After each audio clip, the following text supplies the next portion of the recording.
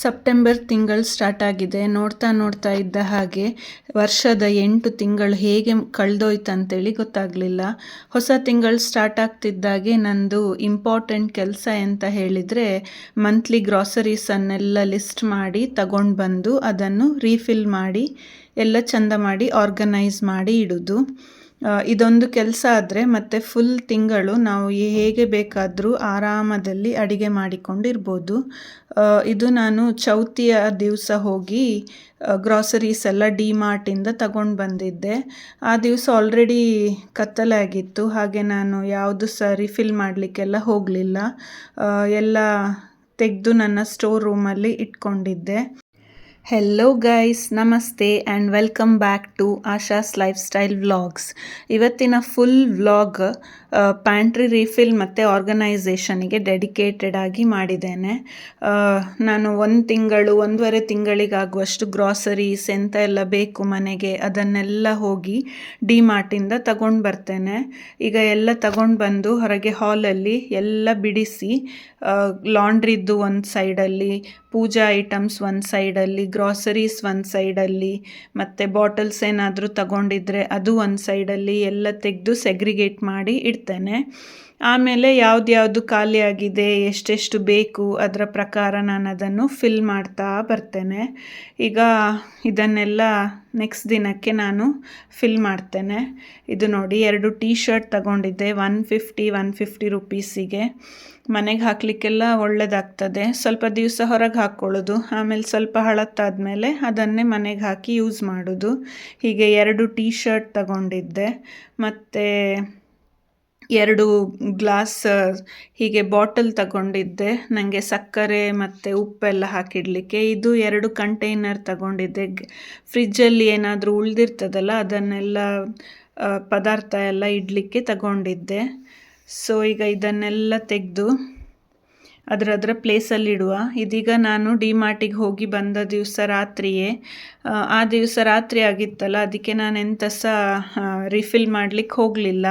ಅದನ್ನೆಲ್ಲ ತೆಗೆದು ಸ್ಟೋರ್ ರೂಮಲ್ಲಿ ಕೊಂಡೋಗಿಟ್ಟೆ. ಹಾಲಲ್ಲಿ ಎಲ್ಲ ಇದು ಮಾಡೋದು ಬೇಡ ಅಂಥೇಳಿ ಸ್ಟೋರ್ ರೂಮಲ್ಲಿಟ್ಟು ನೆಕ್ಸ್ಟ್ ದಿನ ಬೆಳಿಗ್ಗೆ ನನ್ನದು ಮನೆಯದ್ದು ಕೆಲಸ, ರುಟೀನ್ ಕೆಲಸ ಎಲ್ಲ ಮುಗ್ದ ಮೇಲೆ ಅದನ್ನು ರಿಫಿಲ್ ಮಾಡುವ ಅಂಥೇಳಿ. ಇದು ಫಿನಾಯ್ಲ್ ಎಲ್ಲ ಒಂದಕ್ಕೆ ಒಂದು ಫ್ರೀ ಇತ್ತು, ಶ್ಯಾಂಪು ಒಂದಕ್ಕೆ ಒಂದು ಫ್ರೀ ಇತ್ತು, ಈ ವೈಪ್ಸ್ ಎಲ್ಲ ಒಂದಕ್ಕೆ ಒಂದು ಫ್ರೀ ಇತ್ತು. ಹಾಗೆ ಅದನ್ನು ನೋಡಿ ಹಾಗೆ ತಗೊಂಡೆ. ಅದು ತುಂಬ ಟೈಮಿಗೆ ಬರ್ತದೆ. ಈಗ ಇದನ್ನೆಲ್ಲ ನಂದೊಂದು ಐಕ್ಯದ್ದು ರ್ಯಾಕ್ ಉಂಟು, ಇದೊಂದು ನನ್ನ ಸಣ್ಣ ಸ್ಟೋರ್ ರೂಮ್. ಈಗೆಲ್ಲ ತಂದು ಇದರಲ್ಲಿಡ್ತೇನೆ. ನಾಳೆ ಬೆಳಿಗ್ಗೆ ನನಗೆ ಯಾವುದೆಲ್ಲ ಬೇಕು, ಯಾವುದೆಲ್ಲ ಬಾಕ್ಸ್ ಖಾಲಿ ಆಗಿದೆ ಅದರಲ್ಲಿ ಎಲ್ಲ ಇಡ್ತಾ ಬರ್ತೇನೆ. ಇದೊಂದು ಸಣ್ಣ ರ್ಯಾಕಲ್ಲಿ ತುಂಬ ಐಟಮ್ಸ್ ನಾವು ಜೋಡಿಸಿ ಇಟ್ಕೊಳ್ಬೋದು, ಮತ್ತು ತುಂಬ ಸ್ಟ್ರಾಂಗ್ ಸಹ ಉಂಟು. ಹೀಗೆ ನಾನು ಐಕ್ಯಕ್ಕೆ ಹೋದಾಗ ಅಲ್ಲಿ ನೋಡಿದ್ದೆ, ಮತ್ತು ಆನ್ಲೈನಲ್ಲಿ ಆರ್ಡರ್ ಮಾಡಿದ್ದು. ನನಗೆ ಎಷ್ಟು ದುಡ್ಡು ಅಂತೇಳಿ ಎಲ್ಲ ನನಗೆ ನೆನಪಿಲ್ಲ. ಈ ಕೋಣೆಯಲ್ಲಿ ನಾವು ತೆಂಗಿನಕಾಯಿ, ಗ್ಯಾಸ್ ಸಿಲಿಂಡರ್ ಮತ್ತು ಹೀಗೆ ಗ್ರಾಸರೀಸ್ ಎಲ್ಲ ಇಡೋದು, ಅಷ್ಟೇ ಇಡೋದು, ಮತ್ತು ಎಂತ ಸಹ ಇಲ್ಲ ಇದರಲ್ಲಿ. ಹಾಗೆ ಇದೆಲ್ಲ ಇಟ್ಟೆ. ಇನ್ನು ನೆಕ್ಸ್ಟ್ ದಿನ ಬೆಳಿಗ್ಗೆ ನಮ್ಮದು ರುಟೀನ್ ಕೆಲಸ ಸ್ಟಾರ್ಟ್ ಮಾಡುವ. ನಾವು ನಮ್ಮ ಕಿಚನಲ್ಲಿ ಕೆಲಸ ಮಾಡುವಾಗ ಅಕ್ಕಿ, ಬೇಳೆ, ಹಿಟ್ಟುಗಳು, ಸ್ಪೈಸಸ್ ಎಲ್ಲ ವಸ್ತುಗಳು ಇರಬೇಕು. ಆಗವೇ ನಮಗೆ ಅಡಿಗೆ ಮಾಡಲಿಕ್ಕೆಲ್ಲ ಖುಷಿ ಆಗ್ತದೆ. ಹಾಗೆ ನಮಗೆ ಯಾವ ಗಡಿಬಿಡಿ ಸಹ ಆಗೋದಿಲ್ಲ. ಖಾಲಿಯಾಗಿರುವ ಗ್ರಾಸರೀಸ್ ತರಲಿಕ್ಕೂ ಓಡುವ ಅವಶ್ಯಕತೆ ಇರುವುದಿಲ್ಲ. ಒಂದೇ ಸಲ ಹೀಗೆ ತಗೊಂಡು ಬಂದರೆ ಅಷ್ಟೇ ಅಲ್ಲ, ನಾವು ತಿಂಗಳ ಗ್ರಾಸರೀಸ್ ಎಲ್ಲ ಒಂದೇ ಸಲ ತಂದರೆ ದುಡ್ಡು ಹಾಗೂ ಟೈಮ್ 2 ಸಹ ಸೇವ್ ಮಾಡಬಹುದು. ಮತ್ತು ನಾವು 1 ತಿಂಗಳಿಗೆ ಎಷ್ಟು ದುಡ್ಡು ಮನೆಯ ಗ್ರಾಸರಿಗೆ ಖರ್ಚು ಮಾಡ್ತೇವೆ ಅಂತೇಳಿ ಸಹ ಒಂದು ಅಂದಾಜು ಸಿಗ್ತದೆ. ನಾನು ಒಂದೊಂದು ಐಟಮ್ಸ ಖಾಲಿಯಾದ ಹಾಗೆ ಅದನ್ನು ಲಿಸ್ಟ್ ಮಾಡ್ತಾ ಹೋಗ್ತೇನೆ. ಹಾಗೆ ಒಂದು ಸಲ ಎಲ್ಲ ಐಟಮ್ಸ್ ಚೆಕ್ ಮಾಡಿ ಯಾವುದು ಬೇಕು ಬೇಡ ಅಂತ ಸಹ ನೋಟ್ ಮಾಡಿಕೊಳ್ತೇನೆ. ಮತ್ತು ಗ್ರಾಸರೀಸ್ ತರಲಿಕ್ಕೆ ಡಿ ಮಾರ್ಟಿಗೆ ಹೋಗ್ತೇವೆ. ಅಲ್ಲಿ ಎಲ್ಲ ಗ್ರಾಸರೀಸ್ ಒಂದೇ ಕಡೆ ರೀಸ್ನೇಬಲ್ ಪ್ರೈಸಿಗೆ ಸಿಗ್ತದೆ.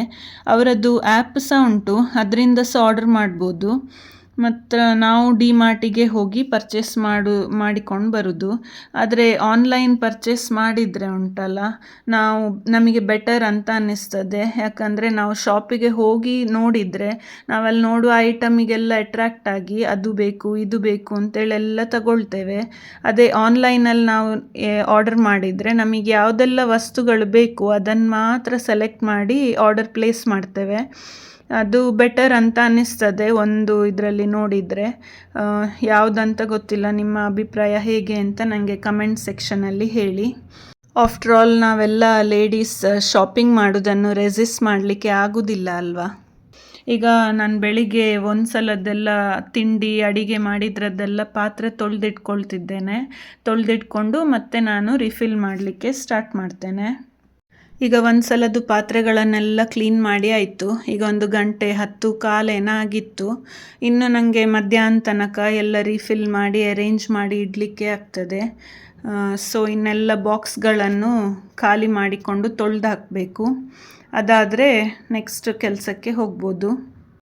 ನಂದು ಚಿಕ್ಕ ಕಿಚನ್ ಆಗಿರೋದ್ರಿಂದ ನಾನೀಗ ಪಾತ್ರೆ ಎಲ್ಲ ತೊಳೆದು ಹಾಕಿದ ಟಬ್ಬನ್ನು ಹೊರಗೆ ಹಾಲಲ್ಲಿ ಕೊಂಡೋಗಿ ಇಟ್ಕೊಳ್ತೇನೆ. ಆಗ ನನಗೆ ಇಲ್ಲಿ ಸ್ವಲ್ಪ ಜಾಗ ಸಿಗ್ತದೆ ಬಾಕ್ಸ್ಗಳನ್ನೆಲ್ಲ ಬಿಡಿಸಿ ಇಟ್ಕೊಳ್ಳಿಕ್ಕೆ, ಮತ್ತು ತೊಳೆದು ಹಾಕಿದ ಬಾಕ್ಸನ್ನೆಲ್ಲ ನಾನಿಲ್ಲಿ ಒಂದು ಹಾಕಿ ಇಡಲಿಕ್ಕೆ ಈಸಿ ಆಗ್ತದೆ. ಅದಕ್ಕೆ ಎಲ್ಲ ಕ್ಲೀನ್ ಮಾಡಿಕೊಳ್ತಾ ಇದ್ದೇನೆ. ಈಗ ಫಸ್ಟ್ ಕಬರ್ಟಿಂದ ಯಾವುದೆಲ್ಲ ರೀಫಿಲ್ ಮಾಡಬೇಕಲ್ಲ ಬಾಕ್ಸ್ಗಳು, ಅದನ್ನೆಲ್ಲ ತೆಗೆದು ನನ್ನ ಮೇಲೆ ಇಟ್ಕೊಳ್ತೇನೆ. ಯಾವುದ್ರಲ್ಲೆಲ್ಲ ಸ್ವಲ್ಪ ಸ್ವಲ್ಪ ಉಂಟು ಅದನ್ನೆಲ್ಲ ಒಂದೊಂದು ಬೌಲಿಗೆ ಹಾಕಿ ಇಡ್ತೇನೆ.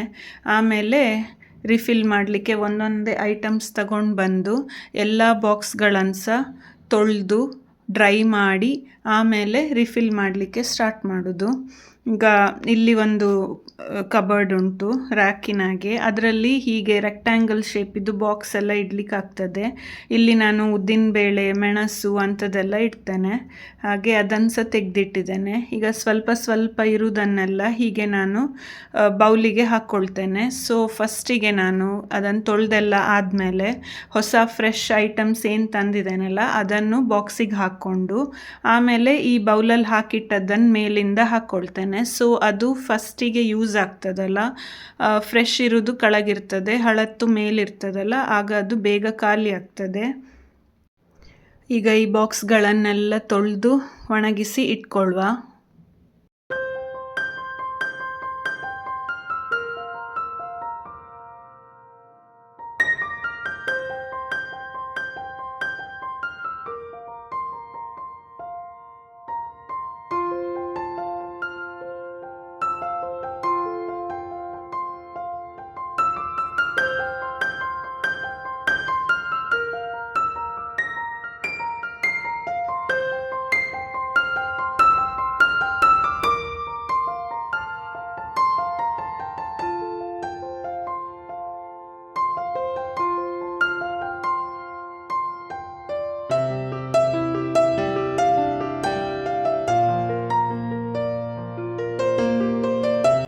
ನನ್ನ ಹತ್ರ ಹೀಗೆದ್ದು ಸ್ವಲ್ಪ ಚಾಕ್ಲೇಟ್ ಇದ್ದು ಡಬ್ಬೆ ಅದೆಲ್ಲ ಉಂಟು. ಅದೆಲ್ಲ ಆಗ ತೊಳೆದಿಟ್ಟದ್ದು ಜಾರ್ಸ್ ಎಲ್ಲ ಒಣಗುವಷ್ಟೊತ್ತಿಗೆ ನಾವು ಇದನ್ನು ಒರೆಸಿ ಇದರಲ್ಲಿ ರೆಡಿ ಮಾಡಿ ಇಟ್ಕೊಳ್ಳುವ. ಇದೆಲ್ಲ ಗ್ರಾಸರಿ ಸ್ಟೋರಿಂದ ಅವ್ರು ಕೇಳಿದರೆ ಕೊಡ್ತಾರೆ. ಹೀಗೆ ದೊಡ್ಡ ದೊಡ್ಡ ಬಾಟಲ್ಸ್ ತಗೊಂಡು ಬಂದರೆ ನಮಗೆ ಬೇಳೆ ತೊಗರಿಬೇಳೆ ಕಡಲೆಬೇಳೆ ಅಂಥದ್ದೆಲ್ಲ ಹಾಕಿಡಲಿಕ್ಕೆ ಒಳ್ಳೆಯದಾಗ್ತದೆ. ಯಾಕಂದರೆ ಅದು ನಾವು ಜಾಸ್ತಿ ತಗೊಂಡು ಬರ್ತೇವಲ್ಲ ನಮಗೆ ಡೈಲಿ ಯೂಸಿಗೆ. ಇದು ಗ್ಲಾಸಿದ್ದು ಜಾರ್ ನಾನು ಒಂದರಲ್ಲಿ ಉಪ್ಪು ಹಾಕಿಟ್ಟಿದ್ದೇನೆ. ಇದು ಇನ್ನೊಂದು, ಯಾವಾಗಲೂ ಉಪ್ಪನ್ನು ಗ್ಲಾಸ್ ಜಾರಲ್ಲಿ ಹಾಕಿಡಬೇಕಂತೆ. ನನ್ನ ಹತ್ರ ಗ್ಲಾಸಿದ್ದು ಜಾರ್ ಇರಲಿಲ್ಲ, ಅದಕ್ಕೆ ಈ ಸಲ ಹೋದಾಗ ಒಂದು ತಗೊಂಡು ಬಂದೆ. ಈಗ ಇದನ್ನೆಲ್ಲ ಈ ದೊಡ್ಡ ದೊಡ್ಡ ಐಟಮ್ಸ್ ಅಂದರೆ ಬೇಳೆ ಉದ್ದಿನಬೇಳೆ ಅಂಥದನ್ನೆಲ್ಲ ನಾವು ದೊಡ್ಡ ಜಾರಿಗೆ ಹಾಕಿಟ್ರೆ ಒಳ್ಳೆಯದಾಗ್ತದೆ. ಈಗ ಇದನ್ನೆಲ್ಲ ಒರೆಸಿ ಇದನ್ನು ಹೊರಗೆ ನಾನು ಸ್ವಲ್ಪ ಬಿಸಿಲಿಗಿಡ್ತೇನೆ, ಆಗ ಇನ್ನೂ ಸಹ ಒಳ್ಳೆಯದಾಗ್ತದೆ, ಫ್ರೆಶ್ ಇರ್ತದೆ. ಒಂದು ಸಲ ಹೀಗೆ ಮಾಡಿ ಇಟ್ಟರೆ ಮತ್ತು ನೆಕ್ಸ್ಟ್ ಇನ್ನೊಂದು ತಿಂಗಳವರೆಗೆ ಏನು ಪ್ರಾಬ್ಲಮ್ ಇರೋದಿಲ್ಲ. ಸ್ವಲ್ಪ ಬಿಸಿಲಲ್ಲಿ ಒಣಗಿದ್ರೆ ಹುಳ ಎಲ್ಲ ಬರುವುದೆಲ್ಲ ನಾವು ತಡಿಬೋದು. ಈಗ ನಾವೆಲ್ಲ ಹಾಕಲಿಕ್ಕೆ ಸ್ಟಾರ್ಟ್ ಮಾಡುವ, ಒಂದೊಂದೇ ಹಾಕ್ತಾ ಬರುವ.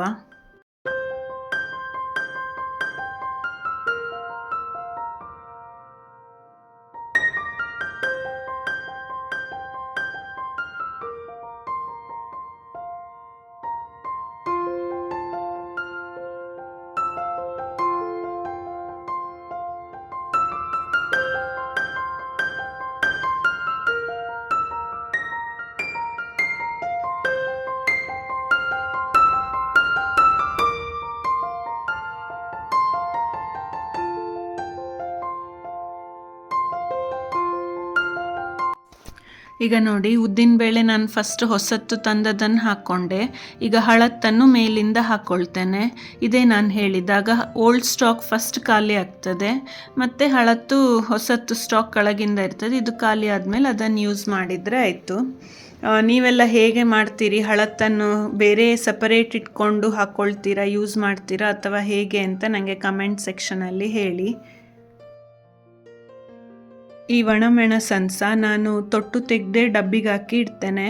ಆಗ ನಮಗೆ ಅಡಿಗೆ ಮಾಡಲಿಕ್ಕೆ ಹುರಿಲಿಕ್ಕೆ ತೆಗಿಬೇಕಾರೆ ಆಗ ತೊಟ್ಟು ತೆಗಿತಾ ಕುತ್ಕೊಂಡು ಟೈಮ್ ವೇಸ್ಟ್ ಮಾಡಬೇಕಂತೇಳಿಲ್ಲ, ಡೈರೆಕ್ಟಾಗಿ ತೆಗೆದು ಹುರಿಲಿಕ್ಕೆ ಹಾಕ್ಕೊಳ್ಬೋದು.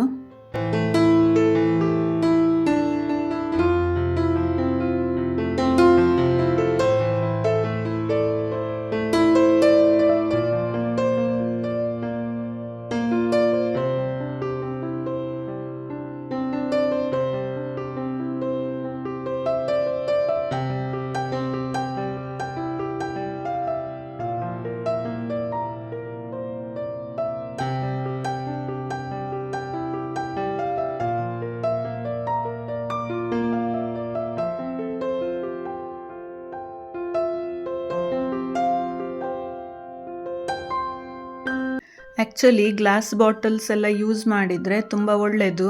ಆದರೆ ನಾವು ರೆಂಟೆಡ್ ಮನೆಯಲ್ಲಿರೋದ್ರಿಂದ ಗ್ಲಾಸ್ ಬಾಟಲ್ಸ್ ಎಲ್ಲ ಇಟ್ಕೊಂಡ್ರೆ ಅದು ಶಿಫ್ಟ್ ಮಾಡುವ ಟೈಮಲ್ಲಿ ಪ್ರಾಬ್ಲಮ್ ಆಗ್ತದೆ.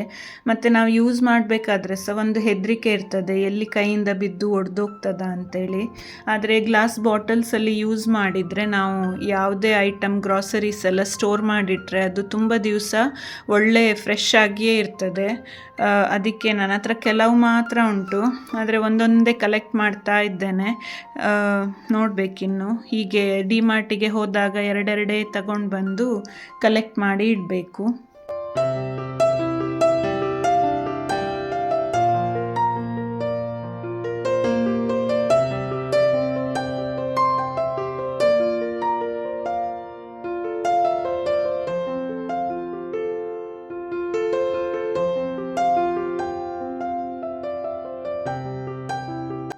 ಈಗ ನೋಡಿ, ನಾನೆಲ್ಲ ಸ್ಟೋರ್ ಮಾಡಿ ಅದರದ್ದು ಬಾಕ್ಸಿಗೆ ಎಲ್ಲ ರೀಫಿಲ್ ಮಾಡಿ ಇಟ್ಟಿದ್ದೇನೆ.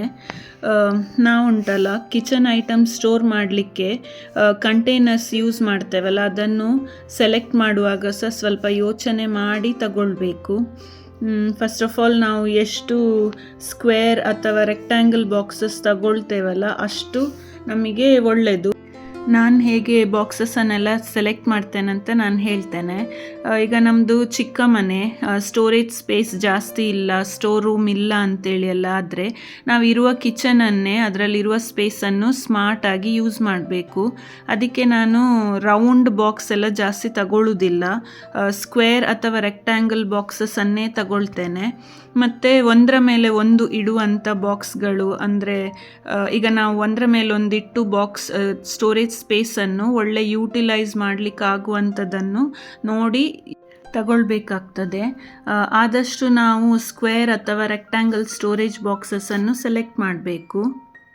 ಸೆಕೆಂಡ್ ಪಾಯಿಂಟ್ ಏನು ಹೇಳಿದರೆ, ಈ ಬಾಕ್ಸ್ಗಳೆಲ್ಲ ಉದ್ದ ಉದ್ದ ಇರಬೇಕು ಮತ್ತು ಚಟ್ಟೆ ಇರಬೇಕು. ಅಂದರೆ ಈಗ ನೋಡಿ, ಇದರಲ್ಲಿ ರೆಡ್ ಕಲರ್ ಮುಚ್ಚಳದ್ರಲ್ಲಿ ನಾವು ಒಂದರ ಮೇಲೆ ಸಹ ಒಂದು ಇಡ್ಬೋದು, ಮತ್ತು ಚಟ್ಟೆ ಇಟ್ಟರೆ ಇನ್ನೂ ಸಹ ಅದರಲ್ಲಿ ಸ್ಪೇಸ್ ಉಳಿತದೆ.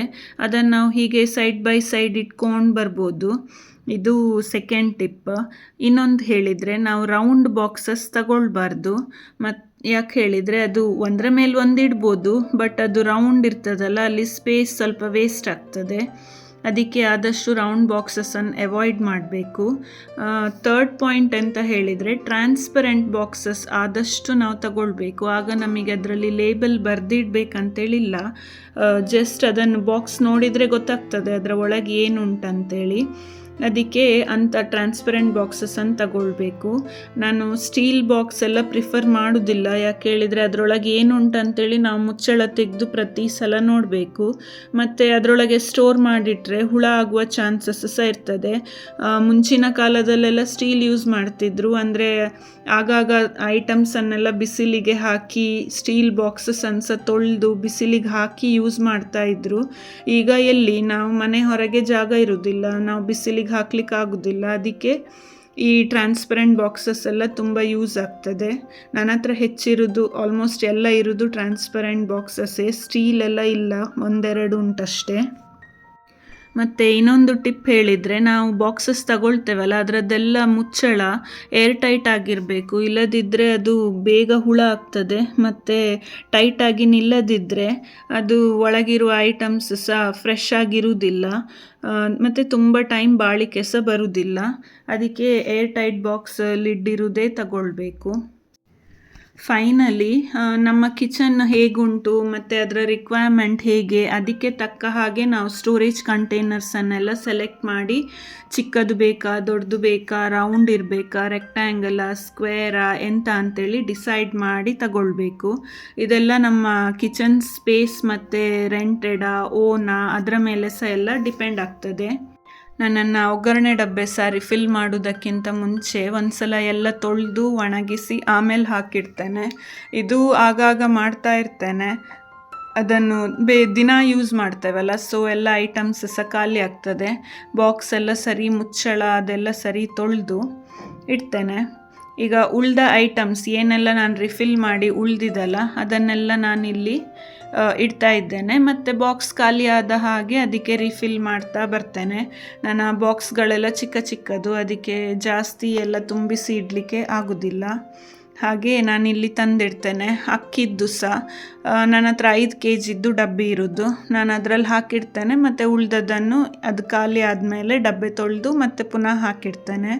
ದೋಸೆ ಅಕ್ಕಿ ಸಹ ಹಾಗೆ ಖಾಲಿ ಆದ ಹಾಗೆ ನಾನು ತೊಳೆದು ಯೂಸ್ ಮಾಡ್ತೇನೆ. ಗೋಧಿ ಹಿಟ್ಟು ಡಬ್ಬೆಗೆ ಹಾಕೋದಕ್ಕಿಂತ ಮುಂಚೆ ನಾನು ಸಾಣಿಸಿಯೇ ಡಬ್ಬೆಯಲ್ಲಿ ಹಾಕಿಡ್ತೇನೆ. ಇದು ನೋಡಿ ನಂದು ದೋಸೆ ಅಕ್ಕಿದ್ದು ಡಬ್ಬೆ.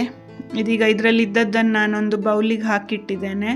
ಇದನ್ನು ತೊಳೆದು ಒಣಗಿಸಿ ಪುನಃ ಹಾಕ್ತೇನೆ, ಮತ್ತು ಮೇಲಿಂದ ಉಳ್ದದ್ದನ್ನು ಹಾಕ್ಕೊಳ್ತೇನೆ. ಈಗ ಒಂದ್ಸಲ ಎಲ್ಲ ರಿಫಿಲ್ ಆದಮೇಲೆ ಕೆಳಗೆ ನೆಲವನ್ನೆಲ್ಲ ಒರೆಸಿ ಕ್ಲೀನ್ ಮಾಡುವ. ಅದು ಒಂದೊಂದು ಬೇಳೆ ಕಾಳುಗಳೆಲ್ಲ ಬಿದ್ದಿರ್ತದಲ್ಲ ಅದೆಲ್ಲ ತುಳಿಬಾರ್ದು. ಅದಕ್ಕೆ ಎಲ್ಲ ಒಂದ್ಸಲ ಕ್ಲೀನ್ ಮಾಡಿ ಇಟ್ಟರೆ ನಂದು ಒಂದು ದೊಡ್ಡ ಕೆಲಸ ಮುಗ್ದಾಗೆ ಆಗ್ತದೆ. ಇನ್ನೊಂದು 1 ತಿಂಗಳು ಇದರದ್ದೆಲ್ಲ ತಲೆ ಬಿಸಿ ಇರುವುದಿಲ್ಲ. ಜಸ್ಟ್ ಖಾಲಿ ಆದ ಹಾಗೆ ರಿಫಿಲ್ ಮಾಡಿದರೆ ಆಯಿತು. ನೀವು ಹೇಗೆ ನಿಮ್ಮ ಕಿಚನ್ ಇದ್ದು ಪ್ಯಾಂಟ್ರಿ ಆರ್ಗನೈಸ್ ಮಾಡ್ತೀರಿ ಅಂತೇಳಿ ಎಲ್ಲ ನನಗೆ ಕಮೆಂಟ್ ಸೆಕ್ಷನಲ್ಲಿ ಹೇಳಿ. ನೀವು ಸಹ ಇದೇ ರೂಲ್ಸನ್ನೆಲ್ಲ ಫಾಲೋ ಮಾಡ್ತೀರಾ ಅಂತ ಹೇಳಿ. ಸೊ ಇದಾಗಿತ್ತು ನಂದು ಇವತ್ತಿನ ಡೆಡಿಕೇಟೆಡ್ ಪ್ಯಾಂಟ್ರಿ ರಿಫಿಲ್ ವಿಡಿಯೋ. ಹೇಗಾಗಿದೆ ಅಂತೇಳಿ ಕಮೆಂಟ್ ಸೆಕ್ಷನಲ್ಲಿ ಹಾಕಿ. ಹಾಗೆ ಸಬ್ಸ್ಕ್ರೈಬ್ ಮಾಡದಿದ್ದರೆ ಸಬ್ಸ್ಕ್ರೈಬ್ ಮಾಡಿ. Thank you for watching.